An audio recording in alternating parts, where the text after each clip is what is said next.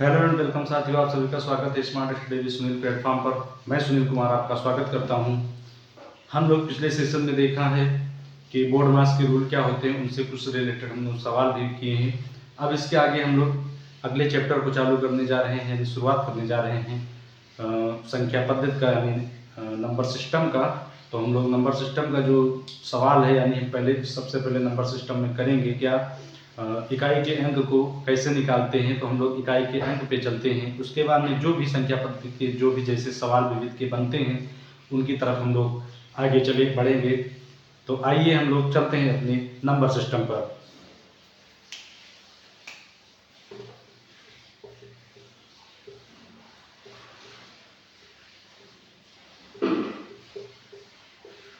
ये है संख्या पद्धति। तो संख्या पद्धति का मैं सबसे पहले सवाल कराऊंगा, प्रयास करूंगा कि इकाई का अंक कैसे निकालते हैं। इकाई के अंक के बारे में हम लोग सबसे पहले जानने का प्रयास करेंगे। तो आइए सबसे पहले हम लोग चलते हैं अपने पहले क्वेश्चन पर। आइए हम लोग चलते हैं अपने पहले क्वेश्चन पर। पहला क्वेश्चन दिया है 24 गुणे 56 और फिर उसके बाद में दिया गया है 32 गुणे 54, यानी 24 गुणे 56 गुणे 32 गुणे 54। तो हम इनका इकाई का अंक कैसे ज्ञात करेंगे। सबसे पहले तो हम देखते हैं, अगर हम मान लीजिए 24 को 56 से गुणा कराएं और उसके बाद में जो निकल कर आए उसके बाद में इसका गुणा इससे कराएं फिर इससे कराएंगे, तो इससे क्या होगा कि बहुत समय लगेगा और पेपर में जो है समय ज़्यादा जो है होता नहीं है। तो हम लोग इसको एक ट्रिक के माध्यम से करने चलते हैं कि कैसे जो है इसकी ट्रिक है इकाई का अंक निकालने के लिए। तो आइए देखते हैं कैसे होगा।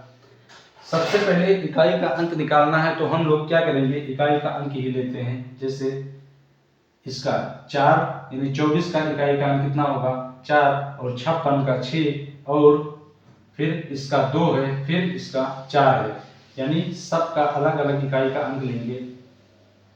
मान लीजिए ये है, अगर हम 24 और 56 को आपस में गुणा कराएं तो कितना आएगा देखते हैं। 56 गुणे 24 तो कैसे कराएंगे, 4 छंग 24 के 4, 4 पंजे 20 और 2 22, फिर 2 छंग 12 के 2, 2 पंजे 10 और 1 11, यानी 4, 2 2 4 और 2 1 3 और 1 1, यानी 1 के 1। तो कितना होगा, इकाई का अंक कितना आ रहा है 4। तो हम लोग जो है इसको कैसे करेंगे, जैसे इकाई का अंक कितना हमने किया तो हम लोग इसका सिर्फ इकाई का अंक लेंगे, ना कि इतना बड़ा गुणा करना।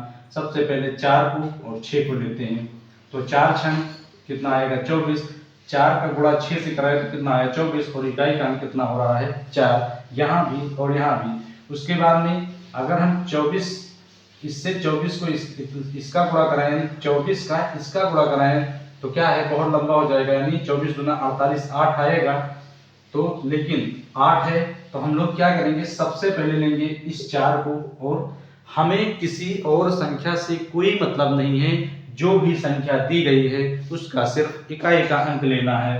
तो जब 6 चौको 24 किया तो 4 आया इकाई का अंक, फिर इकाई का अंक लेंगे, फिर 2 से कराएंगे, 4 दूनी 8 आएगा, कितना आया 8, फिर 8 का फिर इकाई अंक लेंगे तो 8 चौक 32, यानी इसका इकाई का अंक कितना आ रहा है 2।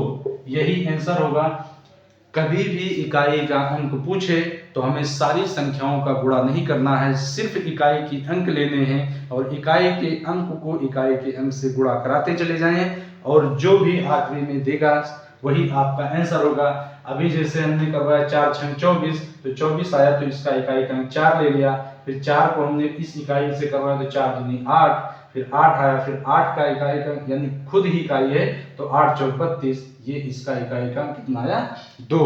उम्मीद है कि इसमें का सवाल आपको जरूर पसंद आया होगा। आइए हम चलते हैं अगले क्वेश्चन पर, यानी दूसरे क्वेश्चन पर।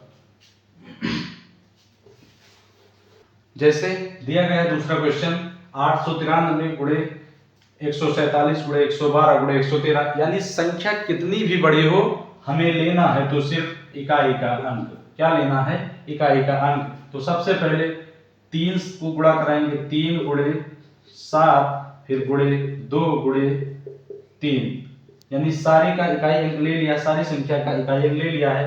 अब हम कराते हैं 3 सते 21 आया है, अब इकाई का अंक 21 का कितना आया 1, और गुणे 2 फिर गुणे 3 आया, यानी अब 1 दूनी 2, यानी इसका इकाई अंक लिया 1, 1 दूनी 2 और 2 तिहाई 6, यानी यही इसका आंसर होगा। यानी कितनी भी बड़ी संख्या हो, हमें लेनी है तो सिर्फ इकाई का अंक। इसी से हमारा पूरा का पूरा सवाल सॉल्व हो जाएगा।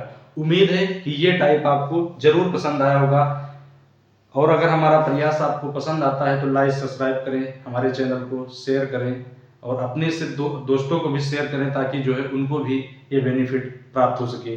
तो आइए हम लोग चलते हैं अगले क्वेश्चन पर। अगला क्वेश्चन क्या कह रहा है? तीसरा, 122 की घात 38। अगला टाइप क्या है? 122 की घात 38। अगर 122 की घात 38 दी गई है तो हमें 122 गुणे 122 यानी जो है 38 बार नहीं करनी है। हमें सबसे पहले लेना है किसको? 38 को, यानी उसकी घात को। और घात को सबसे पहले क्या करना है? घात लेनी। इसमें जो है कुछ इसमें प्रोसेस है। सबसे पहले हम कोई भी घात है, घात लेंगे और घात में 4 से भाग कराएंगे।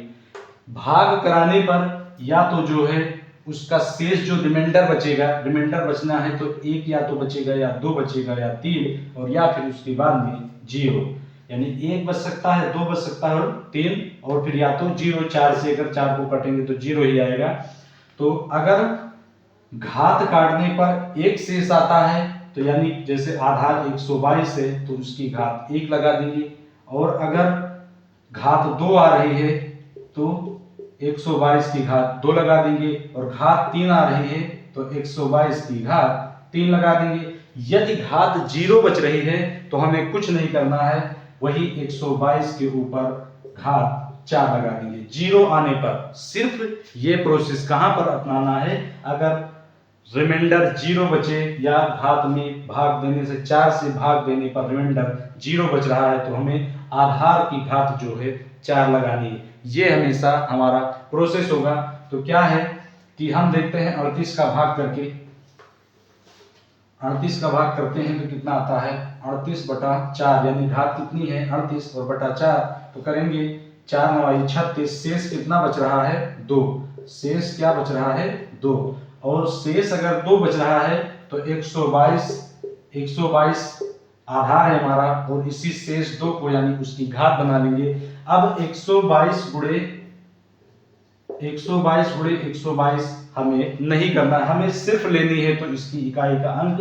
तो कितना है इकाई का अंक? 2, और 2 की घात कितनी है? 2। तो क्या करेंगे?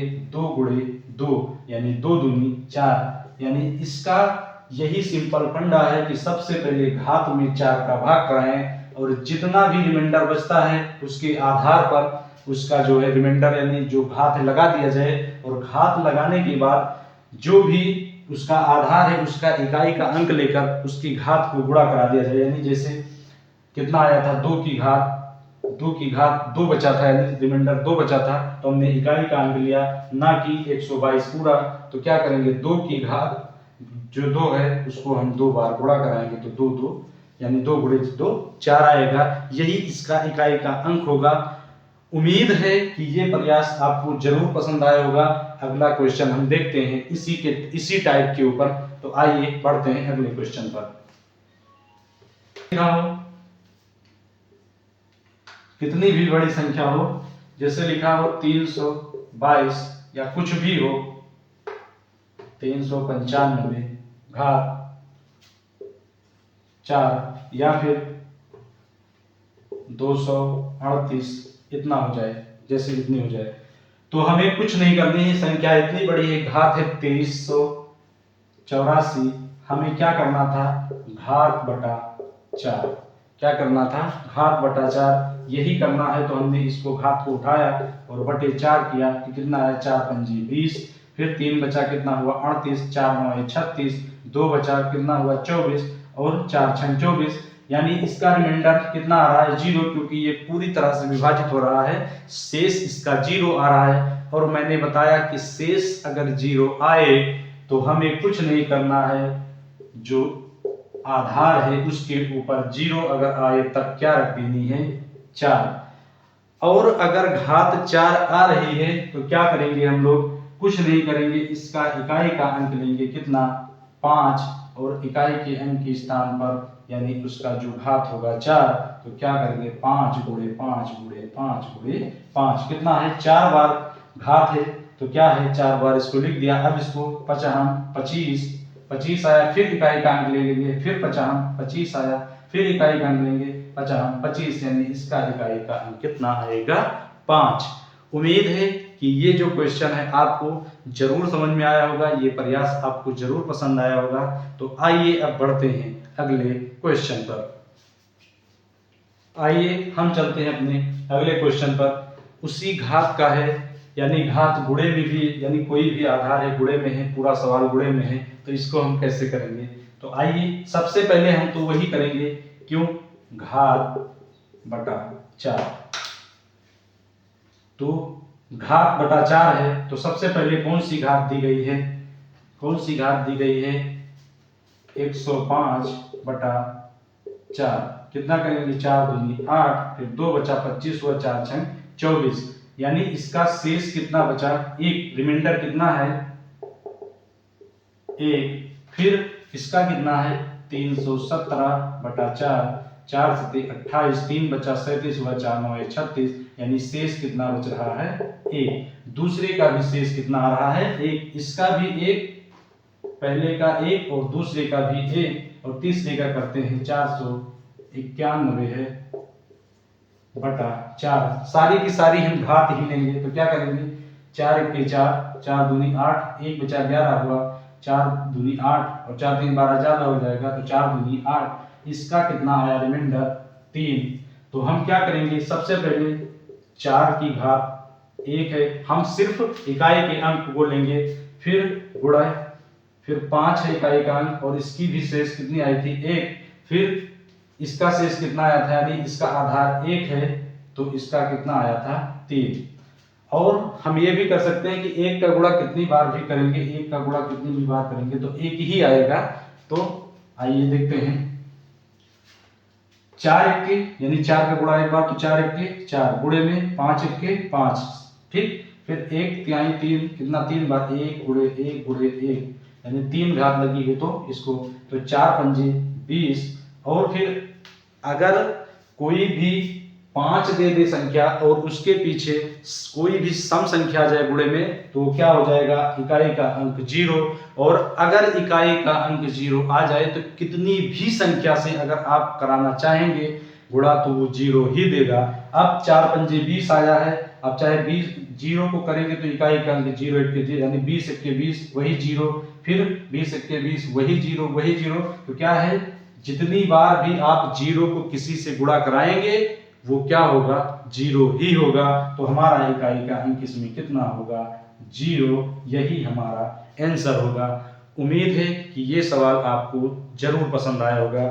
आया है हमारा कि जो है क्वेश्चन क्या दे रहा है कि 25 गुणे 2 गुणे 3 33 गुणे 15 गुणे 6 गुणे 5। तो क्या है कि कभी भी कोई संख्या अगर अंत में 5 दिख रही है और उसका गुणा किसी सम संख्या से करा रहे हैं तो वो 0 इकाई का अंक दे देगा। क्या है, जैसे 25 गुना कितना हो गया 50।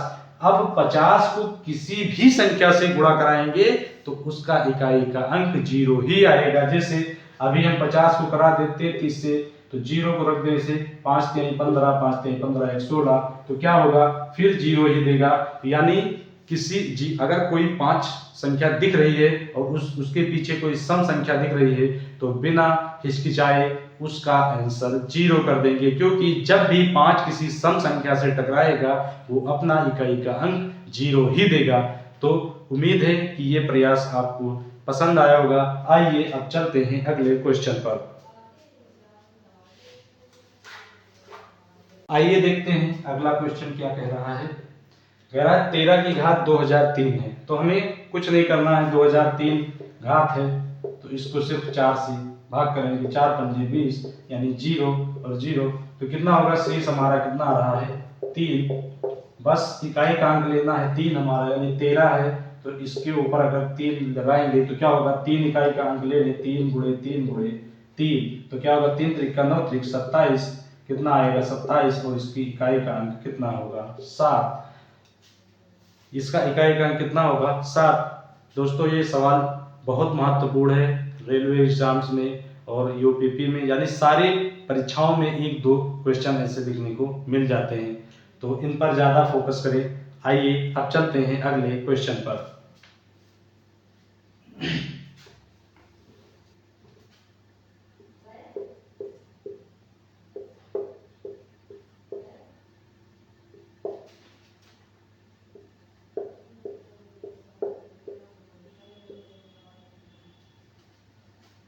आइए क्या कह रहा है अगला क्वेश्चन कि 5562 यानी 5562 की घात 262 और 333 की घात 242, यानी यहाँ पे प्लस लगा है।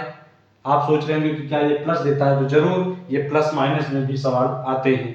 तो आइए हमें कुछ नहीं करना है, वही 262 यानी घात में 4, तो 4 छंग 24, 2 बचा 4 पंजे 20, शेष कितना हुआ 2, यानी 4 छंग 24, फिर 2 शेष बचा, फिर यहाँ 2 रखेंगे तो 22 हो जाएगा, 4 पंजे 20, यानी 22 में से 20 घट गया तो क्या होगा शेष 2, फिर 242 घात 4, 4 छंग 24 कितना आएगा शेष यहाँ भी 2। इसका आधार क्या है 5562 की इकाई का अंक लेंगे हम 2, और इसकी जो 2 शेष आई है इसका जो क्या होगा, जो 2 शेष आया है यही इसकी घात हो जाएगी, और वहां भी 2 आया, यहाँ क्या है प्लस, और 3 की घात कितनी होगी 2, तो क्या करेंगे 2 गुणे 2, फिर 3 गुणे 3, तो क्या होगा 2 दूनी 4 कितना होगा, सॉरी यहाँ पे प्लस है, 2 दूनी 4, फिर उसके बाद में 3 त्रिका 9, और जब इसको दोनों को जोड़ेंगे 6 कितना होगा 9 4 13, जोड़ने पर कितना आएगा 13, तो इसका इकाई का कितना बचेगा 3, यही जो है इसका क्या होगा 3, यही इसका आंसर होगा।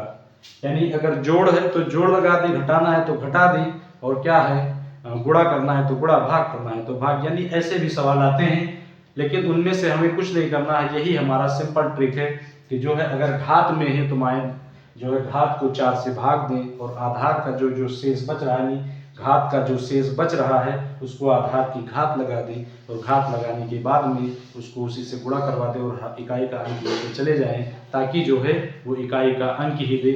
और अगर कोई भी 5 संख्या दिख रही, यानी अंत में 5 दिख रहा है किसी संख्या में, और उसका गुणा अगर किसी सम संख्या से होगा तो क्या होगा, उसका इकाई का अंक हमेशा 0 होगा। और अगर कोई संख्या 5 है और उसको विषम में गुणा कराया जा रहा है तो वो हमेशा 5 देगा।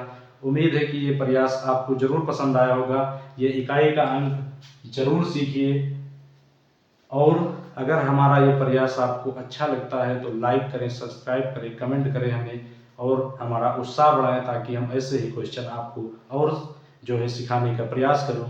तो मिलते हैं अगले सेशन में। अगला सेशन हमारा होगा कि अंत का 0, यानी किसी संख्या से किसी संख्या में गुणा किया जाता है तो क्या होगा, अंत में 0 कितना देगा। तो अगला चैप्टर हमारा ये होगा जो कि संख्या पद्धति का ही होगा। तो उम्मीद है ये चैप्टर आपको पसंद आया होगा। तो मिलते हैं अगले चैप्टर पर, तब तक के लिए धन्यवाद। जय हिंद, जय भारत।